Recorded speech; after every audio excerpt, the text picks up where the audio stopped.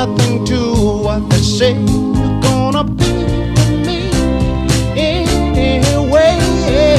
They don't want to see us do all of the things we want to. You ought to be with me. Hey, you ought to be with me. Oh, you don't have to waste my time. If you want to be a friend of mine, you can leave me now and walk away and turn your back for another day.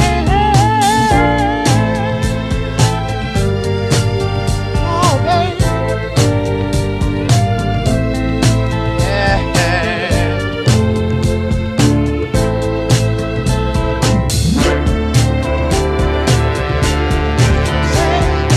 Ought to be the kind of girl that can brighten this old world. And it's hard to see why you and me can't be together happily.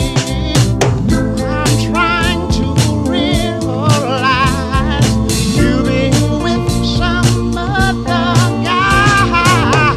I don't know the reason why. You ought to be with me until I die.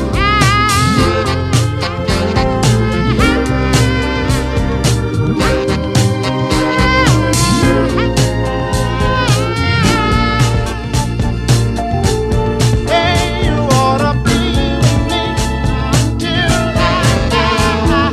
I don't want to waste my time. If you want to be a friend of mine, wanna hold you tight, love you right, put a good feeling in your life.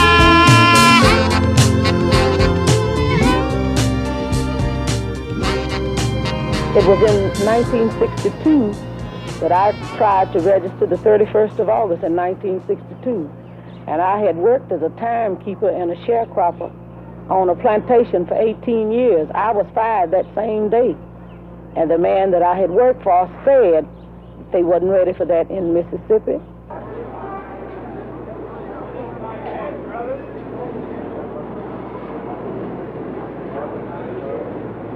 It seems as though every time the Republicans gets in, that the wages go down and the work gets scarce and everything, but as soon as they get in a Democrat president, everything begins to boom. I wouldn't see, no, I wouldn't vote even if I had the opportunity to vote. Why not?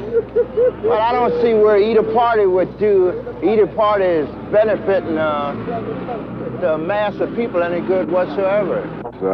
I think there is still a good deal of apathy that we have to grapple with in the Negro community. We see this both north and south, and I think it is a job that must be done.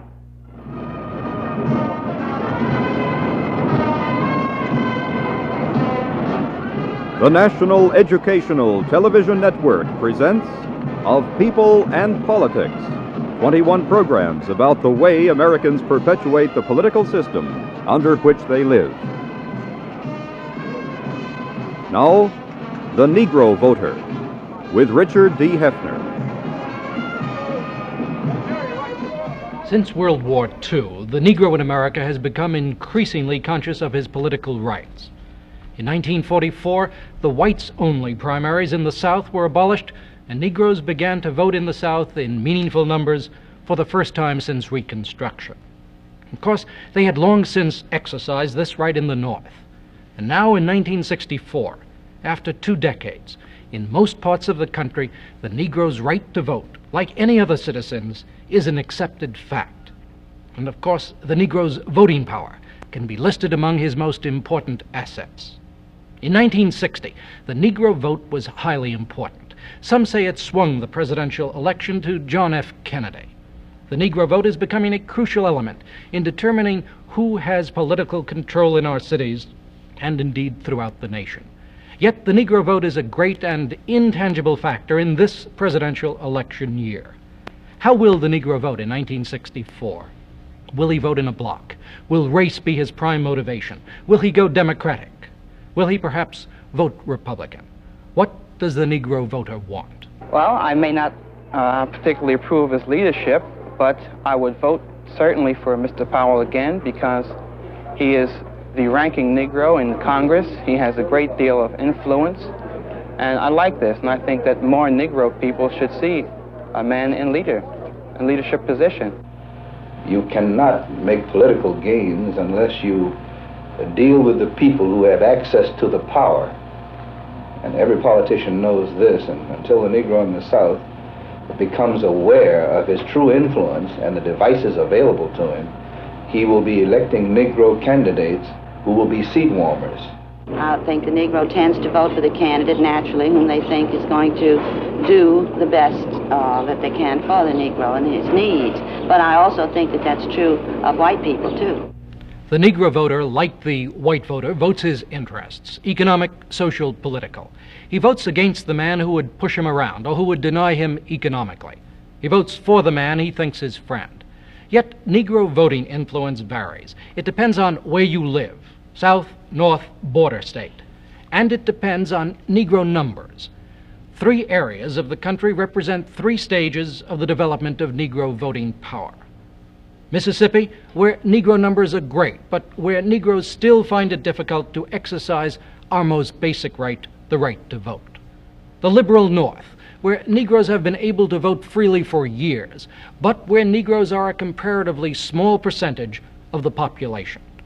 The border areas and parts of the South where Negroes have the voting rights of the North within the racial conditions of the South, and where Negro numbers are great.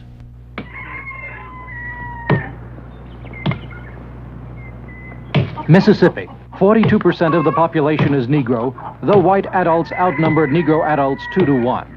Only 6% of the Negro population votes. In Forest County, there are 14,752 Negroes. 12 are registered voters. Whites fear young Negroes. Charles Evers, brother of the assassinated Medgar Evers, has taken over Medgar's old position as leader of the Jackson, Mississippi NAACP chapter. What does Charles Evers think about the progress of voting registration? At the present, voter registration is very slow. We're having many difficulties in trying to get Negroes registered. Why? You see, in Mississippi, the population is practically half of Negro and half white. And through this, in certain sections, we have much more resistance from the whites. What would happen if Negroes in Mississippi got the right to vote tomorrow? Pulitzer Prize-winning Mississippi newspaper publisher Harding Carter. Vote white. And in those beats, those precincts, those other political subdivisions, where the Negro outnumbered the whites, the Negro would elect the Negro. And elsewhere the whites. This is not true in my county. I don't think it's true. I know it's not true along the Gulf Coast of Mississippi where the Negro votes, but almost everywhere else it would be strictly racial and bitter. As it is, racism is a part of Mississippi politics. Mississippi politician and state treasurer Bill Winters. Constructive approach to the problems of our state without bringing in a great many issues that frequently amount to dragging dead cats across the path of the voters. I think there's a certain amount of bitterness, it seems to me, that is expected of a candidate for governor on certain issues. Why is that? And what kind of bitterness? Well, it is a part, of course, of the age-old technique of using the race issue to attract votes. Negro political participation in Mississippi will come in some distant day. In the State House of Mississippi, 3 Negroes, candidates for congressional office, tread on marble and register their candidacies in offices which have been off limits to all but Negro janitors for close to a century. It says that upon the hearing of a primary election contest or complaint, this deals with the other section that Brenda was mentioned, that if you feel that you have that there's been something has gone wrong this, sadly, is a political meeting in Mississippi. The candidates plan their campaign. The woman is Mrs. Fannie Lou Hamer from the poverty-stricken Mississippi Delta. Does she think she has a chance to win? No. Why are you running? Well, you see, all the people are not elected. You know, all the people was not. What I mean is Whitten, the man that is congressman now, all the people didn't elect him because Negroes wasn't allowed to vote. You anticipate much white opposition? I do. Do Negroes ever get intimidated or shot at because they run for public office? They get shot at without being running for public office, so I don't think I have no other choice because they shot into a house 16 times for me after I just tried to register the first time. Do you think Negro leadership would help cure poverty? Yes, I think so. Why? Because don't anybody want to see his fellow man or his brother down. I mean, we don't actually want to take anything from the white person. We just want what's actually ours, what have been ours so long. And we are ready for it, and we want that now.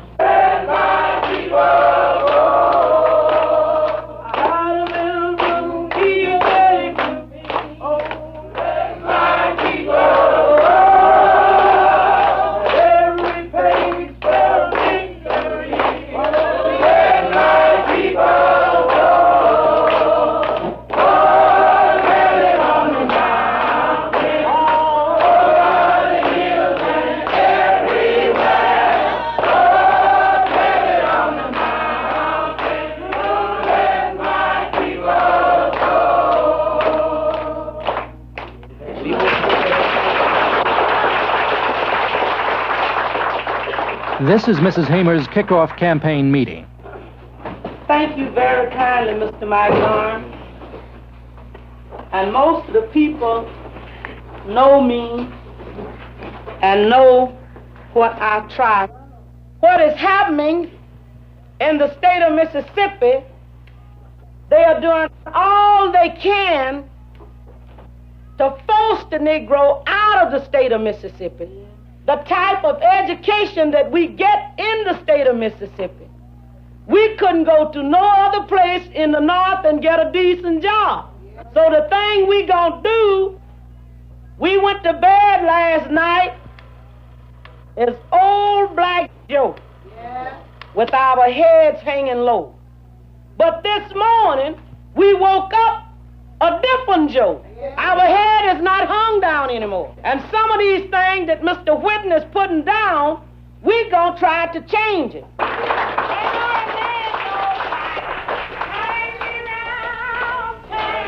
The church we visited in Mississippi, in which Mrs. Hamer held her kickoff campaign meeting, has since been burned.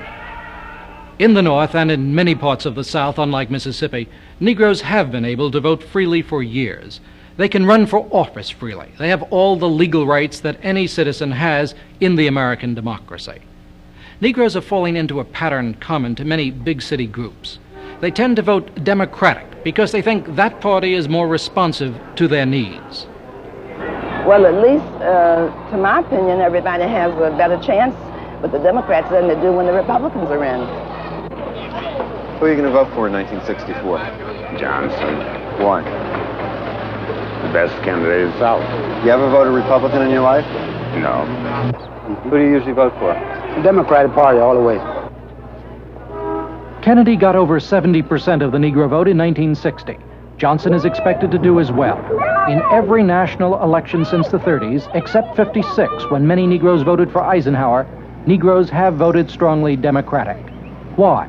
Former Postmaster General Fawley. Well, I think that many of those came into the party. They were always Republicans, but they came into the party in large numbers, and then later on in larger numbers after Mr. Roosevelt was elected. Mr. Roosevelt did everything he could to be helpful, and in his first administration he made appointments, and he gave every evidence that he looked upon the Negro people as being overlooked, so to speak, and he did everything he could to aid them, and he brought them, in my judgment, into the Democratic Party, where they are now in large measure. Do Northern Negroes vote in a bloc? Democrat and Manhattan Borough President Edward R. Dudley. I would doubt it. I have not discerned any evidence of block voting, apart from some local school issues in small communities in the North. You would probably find some of this. But generally speaking, I would think that the Negro is going to vote as an individual. The fact that a great majority of them will vote one particular way simply means that the issues of the day and of the time in that particular community would direct the great majority of them to vote this way. The Democrats solidified their hold on the Negro vote in 1948 at their national convention. Southern Democrats walked out of the convention due to strong pressure for a pro-civil rights platform. They nominated South Carolinian Strom Thurmond as the Dixiecrat candidate for the presidency, and Harry S. Truman ran on a pro-civil rights platform. To the surprise of many, despite the split in his party, Truman won. Negro voting power is strong. Political leaders often balance their slates with Negro candidates. Edward R. Dudley on the effect of Negro voting power in New York. Well, first of all, I think the effect has been to make it impossible for other than, to use the term loosely, liberal candidates to be elected to office. This is one of the effects. And depending upon the issues that we're talking about, it would be impossible for a man to run on a segregation platform here or anywhere near here and get any votes. He couldn't be elected dog catcher.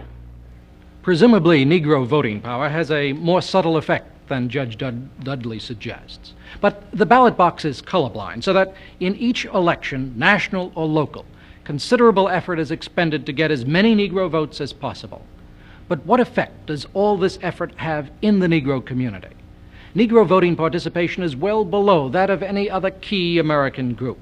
In 1960, some 81% of eligible whites voted. In the same year, only 54% of eligible Negroes voted. Why? A former aide to Martin Luther King, Jim Wood, now news director of a chain of radio stations, has an answer. Very simple. Number one, the Negro traditionally has never been a part of the community. You have to have a certain kind of patriotic pride in a community to take part in what happens in it. Negroes have been excluded by segregation and fear from participation in local things, and for this reason, there is this low level of interest in taking part. Yes. You gonna vote in this election? I'm gonna vote for who is for me. And I'm trying to gain. I told you I got 4 kids. It's not but the same women, but they're children. And I'm the father of children. I'm a young boy, and I feel as though I had an opportunity, but I wrecked it. But I'm trying to correct this. But now you ask me another question, I answer for you. I have stopped voting since year before last. I don't vote anywhere. Why? Because I don't want to. I don't want to be mixed up with anybody. The franchise that we have does work. But the majority of people are too damn lazy to exercise that franchise. There can be little interest in voting when you feel the system does not work for you. There is an important exception to the broad pattern of Negro voting which seems to have emerged in the North, where most Negroes vote Democratic. In areas of the South and in border states, places where Negroes have the voting rights of the North within the racial setting of the South, there are almost as many Negro Republicans as Democrats. Now, this older pattern of Negro voting stems back to Reconstruction days. Negroes in cities like Baltimore and Atlanta are frequently Republican, largely in protest, perhaps, against the segregationist-oriented Democratic Party of the South.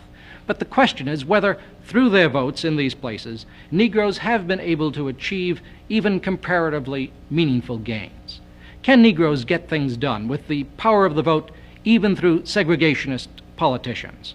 An old-time Atlanta Negro leader, A.T. Walton. Yes. Yes, because when they realize that our vote is sufficient to affect the election, they can change overnight. Some of them do.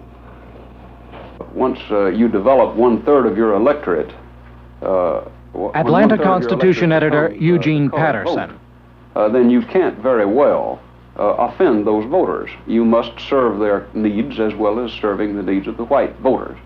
Well, the Negro vote is another vote as far as I'm concerned. We made up our mind. Atlanta Mayor Ivan Allen Jr. That Atlanta was made up of citizens, and that every man was entitled to an equal right of citizenship. And this was not accomplished, has not been accomplished, is not yet accomplished in all areas. Do you think the Negroes in Atlanta will vote as a bloc? No, I don't think that the Negro votes as a bloc. I think he is driven into bloc voting. The reapportionment of Fulton County, Georgia, 3 years ago, permitted the election of a Negro state senator, Leroy Johnson. I knew that in order to be effective, I had to not only know what I was doing when I went to the Senate, but I had to win friends and I had to influence people. I had to have support. For I am one person out of 54 members of the Senate, one out of 259 of the total legislature. So far, my relationship with the other members of the Senate and members of the House of Representatives been very good. My first year in the Senate, it was a very formal type of relationship. It was good morning, Senator, good evening, Senator, do you have a match, Senator, and this kind of relationship. The second year, it was a backslapping, handshaking type of relationship. It was a relationship which indicated that you were beginning to get on the inside of politics. It was, I need your vote, Senator, on Senate Bill 106 or 107. This kind of relationship, which was good. Can a lone Negro officeholder like Leroy Johnson really accomplish anything in a Southern legislature? Jim Wood. He's a seat warmer. He was supported by the party, supported by the white press, and has done nothing. He has attacked none of the principal problems of Negroes in the South. Jobs, votes, physical terror, lack of justice in courts, etc. But doesn't his very presence imply something? Well, it gives Negroes a good feeling, for whatever that's worth. It doesn't put shoes on naked black feet. It doesn't get jobs. It doesn't increase income. How do you get this? Well, you get it through attacking the problems. The usefulness of a Negro candidate is to embarrass the political structure he's a part of by reminding the nation through publicity what it isn't doing that it should do, and to point up the contradictions. This not only informs the white electorate, but the Negro electorate, and begins this cultural sophistication pattern we have been discussing. It establishes issues that are issues. Today, Negroes do not have clearly defined political issues because nobody, even Negro leaders, are not establishing issues. In the South, an intensive voter registration drive has added 600,000 Negroes to the voter rolls since 1960, an increase of almost 40%. There are now more than 2 million registered Negroes in 11 southern states, a fact which could have the most profound consequences on the future political structure of the South. Senator John Sparkman of Alabama. Well, Alabama, contrary to the thinking of a lot of people, Alabama has been pretty forward in Negro registration. As far back as I can remember, I can recall Negroes registering in my county without any restriction, without any holdback, registering just like white people. And I think that was true generally of the state. Now, it's true the Civil Rights Commission picked out 3 or 4 counties in which they found irregularities. The thing we must remember is that it takes an urge to get people to vote. I'm sorry to say that that's true, but it is. What do you teach? English, high school English and literature. Have you ever voted? No. Why not? I haven't been allowed to. I have filled out the application numbers of times. How many times? About 10 times over a period of 10 years. That was Margaret Jones Moore of Dallas County, Alabama. In Dallas County, there are 30,000 Negroes out of a total population of about 55,000. But on the voting rolls, there are 130 Negroes and 7,000 whites. A great number of these Negroes, people like Margaret Jones Moore, want to vote but can't. as the United States Civil Rights Commission has pointed out. In one community, however, Tuskegee, Alabama, the federal government has had an effect. The population is 6-to-1 Negro, but recently, registered Negroes for the first time outnumbered registered whites. Tuskegee is the home of Tuskegee Institute, a fine Negro college, and the Negro population is largely middle class. The whites saw it coming. In 1957, the Alabama legislature, afraid of potential Negro political power, gerrymandered the Negro districts out of the city of Tuskegee. But in 1961, in Gomillion versus Lightfoot, the United States Supreme Court ruled that such gerrymandering because of race is illegal. Come November, Negroes will be represented on all major governing bodies in Tuskegee. Many say that in 1960, a call by John F. Kennedy to the wife of Martin Luther King, who had just been jailed in the South, swung the election in Kennedy's favor. Martin Luther King on that call and on the possible effect of Negro voting. Well, I don't profess to be a political analyst. There are those who contend that as a result of this call, many Negroes felt that he was sympathetic with the Negro struggle and aspirations, and they voted for him. And in many of the states where the Negro vote is the balance of power, it was the Negro vote that carried President Kennedy over. Now, this may be altogether true, and I think if it was true, it demonstrates the power of the Negro vote and that it can be a very significant and effective instrument in any election. I think in the South, it will bring about broader representation from the Negro community, and Negroes will be elected to political positions that they've never been in before.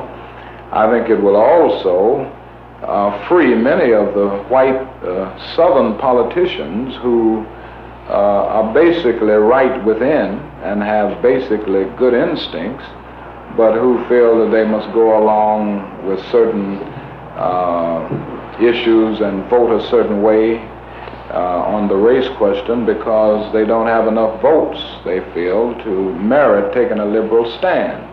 I think of senators like the senators in Alabama, basically liberal on all of the major issues till you come to civil rights. Senator Fulbright.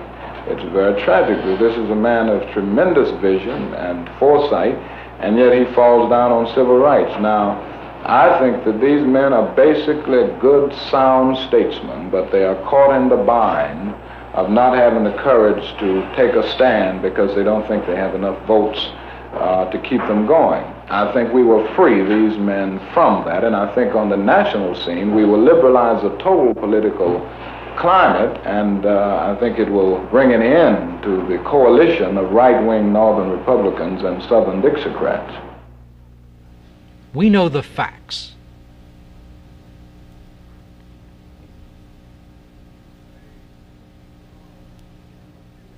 The church we visited in Mississippi, in which Mrs. Hamer held her kickoff campaign meeting, has been burned. Racial tension seems to exist everywhere, not just in Mississippi.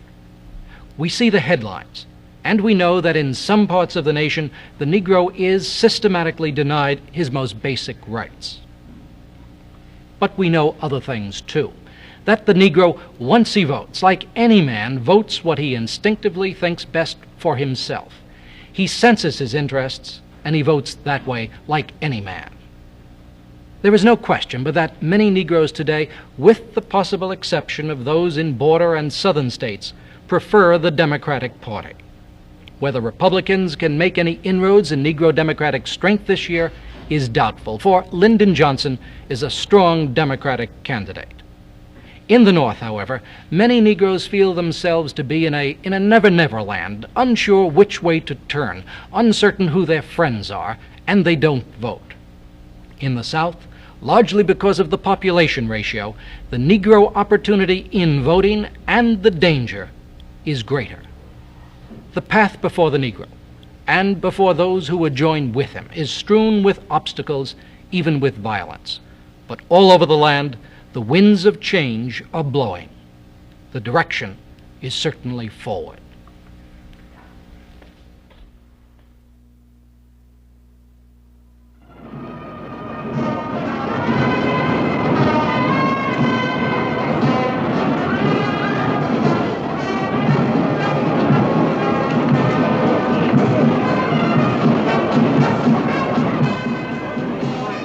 the National Educational Television Network has presented Of People and Politics.